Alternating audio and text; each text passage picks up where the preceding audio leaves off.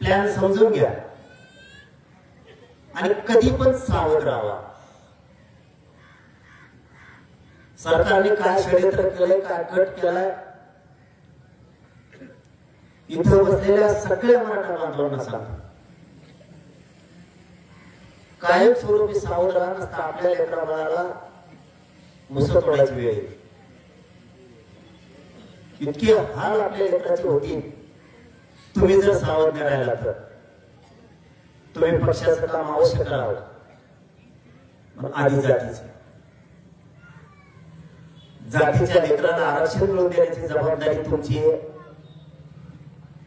त्याला आयुष्यभर उठणार नाही एवढं देण्याची जबाबदारी तुमची सगळ्यांची. आणि ते जर मिळवलेलं कोणी टिकून देणार नसलं, एक जीवन सगळ्यांनी एकजूट होऊन उठणं सुद्धा तेवढं सरकारच्या विरोधात गरजेचं. खरंच मी पुन्हा सांगतो की मी आपल्या गावात सहज आलो, पण किमान मराठा समाज जागा आहे याचा मला आनंद वाटला. नसता आमचा संघर्ष विनाकारण वायाला जातो. आम्ही ताकद लावून लढायचं आणि तुम्ही सावध राहायचं. आता काल प्रमाणपत्र रद्द केले, त्यांना एक कट रचना होता, संभ्रम निर्माण करायचा होता. त्यांचं असं डोकं होतं, 58 लाख नोंदी सापडल्या. आता त्या जर मराठ्यात दिल्या तर मराठी सुधारणार, त्याचे प्रमाणपत्र जर दिले तर. त्यांचा दुसरा प्लॅन होता, पश्चिम महाराष्ट्रातला सातारा संस्थांचा आणि कोल्हापूर संस्थांचं गॅजेटियर द्यायचं नाही. आणि काल एका दिवसात हे सगळे डाव सरकारचे मराठ्याने हाणून पाडले. एकाच दिवसात काल 58 लाख नोंदी पण घेणार आहे. ज्यावेळी सांगतो सरकार नाही, सरकारच्या आईचा नवरा येऊ दे तरी आरक्षण पुढे घ्या, कारण त्याच्यात हित माझ्या समाजाच्या लेकराचं, पुढे बसलेल्या लेकराचं वाटलं न होऊ देण्याची जबाबदारी तुमची, माझी, आपली सगळ्यांची. त्या सरकारची तिकडे काढी लागू द्या, पण तुमच्या लेकरा बाळाच्या नदीवर जर कोणी पाय देणार असला ना, त्याचा पाय मोडून टाकायची ताकद माझ्याकडे ठेवावी लागेल. किती दिवस आम्ही एकट्यानंच किती दिवस सहन करायचं? काही कारण पण नाहीये. सगळीकडून आलं की मराठ्यांवरती संकट येत. का मत लागतात का मराठ्यांचे? मराठ्यांचे पोरं जर अधिकारी झाले, पोरग PSI झालं, बघायचे नाही का अधिकारी म्हणून आमचे पोरं? मग दुसऱ्याच्या दारात जाऊन बसायला कसं आहे, काम करा म्हणून. तुमचे पोरग पोरगी जर अधिकारी झाले ना, तुमच्या सगळ्यात मोठा जीवनातला आनंद आपल्या ठेवे. लेकर लोकांकडे काम करायचं आणि तुम्ही फुगीत जगायला पाटील. आपले फुगे जाऊन यायचे सगळे. पाटील म्हणलं की फुगे देऊ, लगेच 50 कपच्या आसाम होतो. मुतपीन म्हणा तिकडे काय आपण त्याला कोणाला झालं वाटलं आपलं सगळं ह्या मोठ्यापणा. त्याला आपली नस कळायला, यांना काय करायचं, याला नुसतं खोड बी बोललं ना, याची काही पण करायची तयारी असते. आता ते बंद करायचं, बस झालं. त्या कुणी पाटील म्हणलं तरी म्हणायचं चहा पाहिजे, चहा प्यायसाठी म्हणलं दिसतं. हे बंद करा. माया दयामुळे आपला समाज संपायला लागला. सरकारने प्युअर गेम टाकल्यात मराठ्यांवर. मी आहे ना, त्याची काळजी नाही करायची. काल त्या बावरमुळे कार्यक्रम केला. बरं, मी 1 वर्षात माझ्या मराठा समाजाला फडणवीस साहेबांना मी बोललो असं दाखवा. मुंबईला आपण सगळे गेलो, मराठा समाजाला GR दिला. म्हणलं माणूस मराठा समाजाचं काम करायला त्याचं नाव घेतलं पाहिजे. नाव पण घेत. ते बावरमुळे मध्येच आला कालपासून.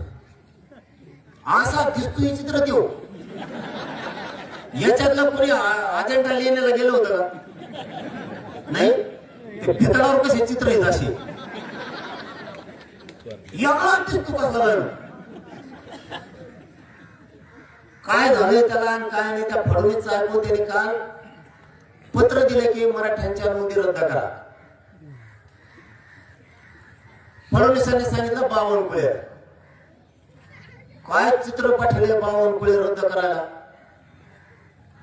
लहानपणी त्याच्या आईने दूध फुकून पाहिजे होतं, त्याला गरम पाहिजे एवढ्याने होत झाले.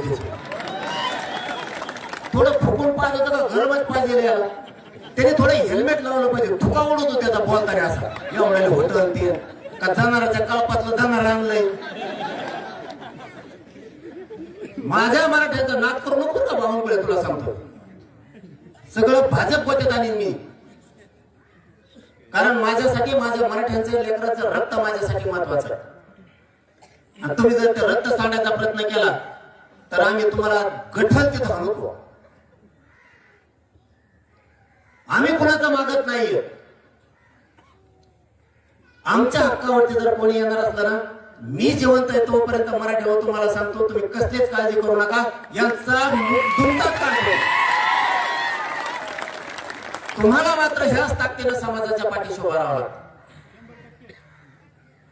इथून पुढच्या काळात मराठ्यांनी मराठ्यांचा उपकार विसरायचा नाही. मराठा समाजाचा उपकार हे काही माणसाने विसरायचा नाही.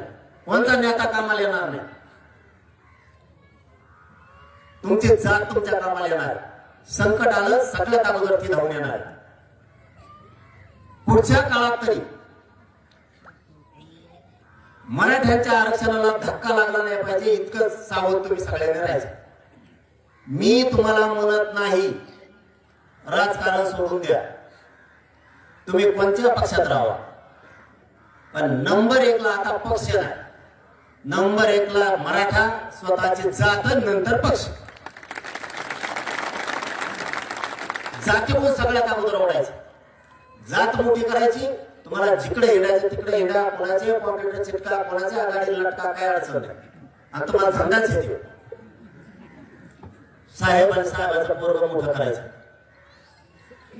तुमच्या डोक्यात दुसरं काहीच नाही. ते साहेबाला बी माहीत झालेलं आहे याला कसं घुमायचं. ते साहेब इथून एखादा खेळ मध्ये तुम्हाला गाडीत बसून देतं बंगल्यापोर, तिकडे सोडून देतं. येताना अख्ख्या गावात सांगत मी साहेबाच्या गाडीत बसतो. याला हल्लं पाहिजे चौकात. अख्ख्या गावाला बेजार करता येते ते साहेबाच्या गाडीतून एकदा बसून आलं. हे मोठे पण आपलं साहेबाने एखादा खांद्यावर हात टाकला की त्याने चुलत हल्लाच. हे आपलं मोठे पण. आपला समाज, आपल्या समाजाचे लेकरं अधिकारी कसे होते, व्यवसाय कसे जातील याच्यावर आपल्याला सगळ्यात जास्त भर द्यावा लागणार आहे. तेव्हा आपला समाज पुढे जाईल. आता 3च वर्षात आपल्या समाजाच्या पूर्ण नोकऱ्याला लागले, शिक्षणात चालले, प्रमाणपत्र रद्द करायला सुरुवात झाली. एकनाथ शिंदे साहेबांच्या त्या शिरसाठी त्यांनी प्रमाणपत्र रद्द करायला सुरुवात केली. आता त्यांनी सांगितलंय, रात्री त्यांचे फोन आहेत, सकाळी पण आले, आमची चूक आम्ही दुरुस्त करतो. म्हणलं ओके, मग जुळू शकतं. आपलं जुळू शकतं म्हणजे लग्न नाही बरं का. म्हणलं मग जुळू शकतं, मला अडचण नाही ना. मराठ्याला विरोधात गेला की मग ते फडणवीस असो, नाही ते शिंदे असो, नाही ते कुणी असो, मी कायम जातीचा आणि समाजाचा राहणार आहे. कधीच पक्षाचा नेत्याचा होणार नाही. तुमच्याकडून तेवढीच अपेक्षा आहे. समाजासाठी रस्त्यावर उतरायचं शिकायचं. समाजावर अन्याय करायला लागले तर कसलाच विचार नाही करायचा. यांना करू द्या काय अन्याय करायचं, मी आहे त्यांना.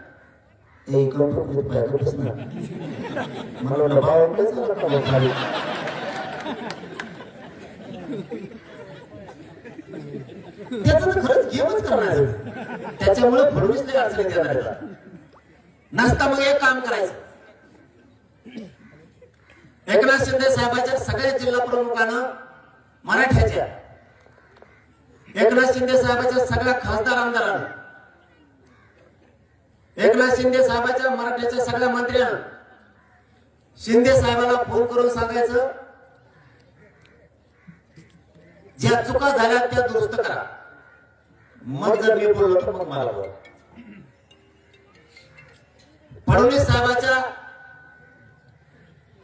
सगळ्या जिल्हा प्रमुखांना मराठ्याच्या फडणवीस साहेबांच्या भाजपच्या आमदारानं, मराठ्याच्या खासदारानं, मंत्र्यानं फडणवीस साहेबाला फोन करून सांगायचं जे चुका झाल्या त्या दुरुस्त करा. जर फडणवीस साहेबाला बोललो तर मग मला बोला. पण जात संकटाला आल्यावर मी गप्प बसायचं का? आपल्याकडून नाही होऊ शकत होत. मग आपल्या तोंडाला काय हे शब्द मग ते भरोसा. आणि तुम्हाला वाईट वाटत असेल पण त्याला माहीत भाषा कळती, मला तीच भाषा बोलून द्या. 1 वर्षभर मला शहाणे भेटले होते, 10-12 शहाणे माणसं आपल्या. ते म्हणजे तुम्ही काय करा आता, थोडं बोलताना लय वाईट नाही बोलायचं. गेलं मग वर्ष वाया, वाईट बोललो नाही त्यांनी केलं नोंदी रद्द करा सुरू. मी बी म्हणलो नको शहाण्या माणसाचं ऐकलं पाहिजे. व्यासपीठाचे मागचे उत्तर नाही गप्प भरायचं. मी पण शहाण्या माणसाचं ऐकलं. आपल्यावरती संस्कार आहेत की 4 शहाण्या माणसाचं सांगितलं तर आपण ऐकलं पाहिजे. मला ऐकलं आहे म्हणजे तर नको जास्त बोलायचं. त्यांनी मराठा समाजाच्या 58 लाखांना नोंदीच कमी करायला सुरुवात. ती अशी ठेका नाही. आपण जसं पूर्वीच मराठा होतो, जो मराठा म्हणून आपण आंदोलनात उतरलो, त्याच विचारानं आपल्याला राहावं लागणार. आपण थोडाही बदल आपल्यात केला, मराठा समाजाला भोग भोगायला लागला. म्हणून तुमच्यातली जी कट्टरता आहे ती थोडीही कमी होऊ देऊ नका. तुमच्यातली एकजूट थोडीही कमी होऊ देऊ नका. तुमच्यावर अन्याय झाला की मी आहे शब्द आहे आपला खेळगावात. महाराष्ट्रातल्या मराठ्याला तुम्हाला केसाला बी धक्का लागू देणार. पण जूट मात्र मराठ्यांसारखी ठेवायची. राजकीय नेत्याचं ऐकून आपल्यात फुटफुट द्यायचे नाही. राजकीय नेत्याचं ऐकायचं तुमचे मत आहेत त्या दिवशी. मधल्या काळात समाजाचंच काम करायचं, समाजच मोठं करायचं काम करायचं. आता 29 ऑगस्टला आपण आंतरवालीला आंदोलन ठेवलं. सगळे येणार ना? एक बी नाही राहायला पाहिजे घरी. महाराष्ट्रातील ताज्या बातम्यांसाठी बघत रहा टाइम्स टुडे टीव्ही. सोबतच शेअर करा, सबस्क्राईब करा आणि बेल आयकॉन प्रेस करा.